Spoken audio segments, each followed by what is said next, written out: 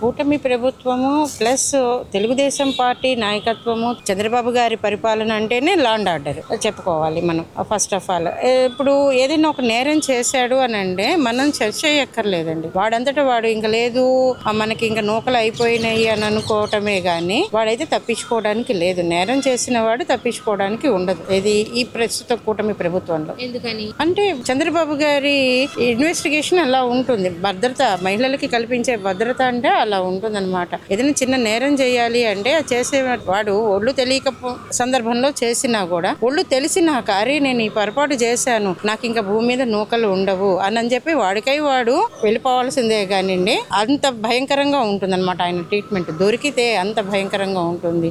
ఏ విధంగా అయితే పసిపిల్లల్ని, మహిళల్ని, వృద్ధుల్ని వాళ్ళు పైచాచికంగా తెలియని మత్తులో, గంజాయి మత్తు అంటున్నారు, తెలియని మత్తులో వాళ్ళు ఇబ్బంది పెట్టి హత్యలు చేస్తున్నారు. ఒళ్ళు తెలిసిన తర్వాత, ఆ వ్యక్తులకి ఒళ్ళు తెలిసిన తర్వాత అంతే క్రూరంగా వాళ్ళకి వాళ్లే శిక్ష వేసుకుంటున్నారు. చంద్రబాబు గారు దీని మీద స్టేట్మెంట్ ఇచ్చారు ఎప్పుడైనా? ఇప్పుడు నా ప్రభుత్వంలో ఉన్నంత వరకు కూడా మహిళల మీద చెయ్యి వేస్తే మరుసటి రోజునే వాడికి నూకలు ఉండవు అనే మాట ఆయన స్టార్టింగ్ లోనే చెప్పారు.